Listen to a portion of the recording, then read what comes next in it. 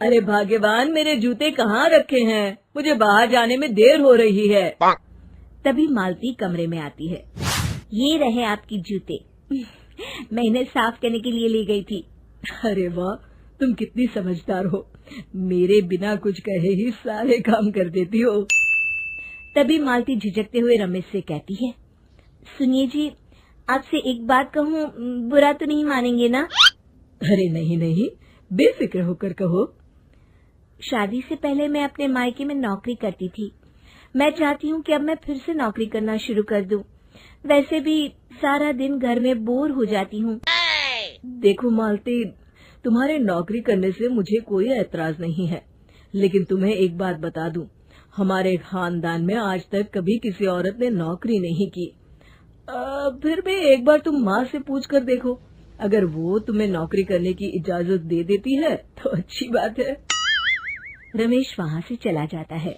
फिर उसी शाम मालती अपनी सास के पैर दबा रही होती है। तभी उसकी सास मालती से कहती है, अरे क्या बात है बहू, आज तो ठीक तरह से मेरे पैर नहीं दबा रही। किसी ख्याल में खोई पड़ी है क्या?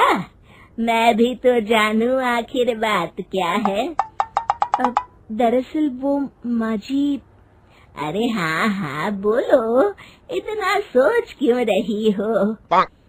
माँ जी, अगर आप बुरा न माने तो मैं नौकरी करना चाहती हूँ। घर के काम करने के बाद मेरे पास काफी वक्त बच जाता है।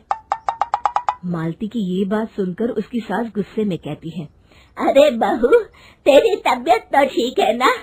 आज ये कैसी बहकी बातें कर रही है?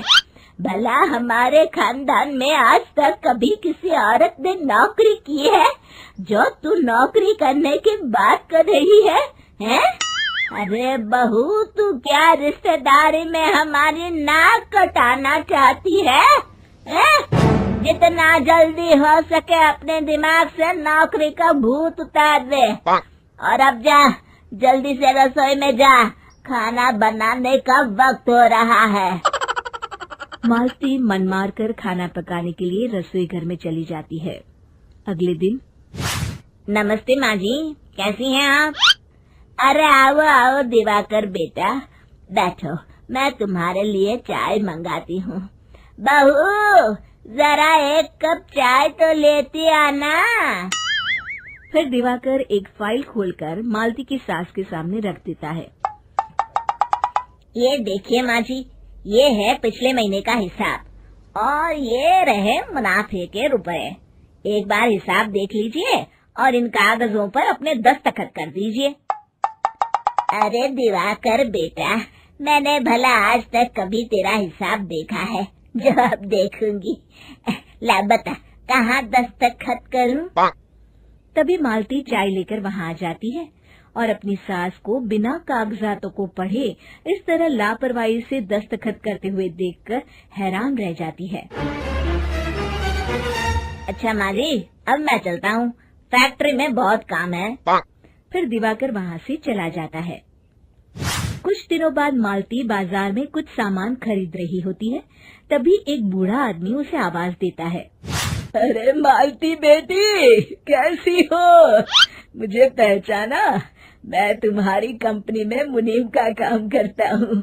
हाँ चाचा जी, मैं आपको बिल्कुल पहचानती हूँ। कहिए, कैसे हैं आप? मैं तो ठीक हूँ। कंपनी में कुछ भी ठीक नहीं चल रहा, यहाँ तक कि हमें ठीक वक्त पर तनख्वाह भी नहीं मिलती।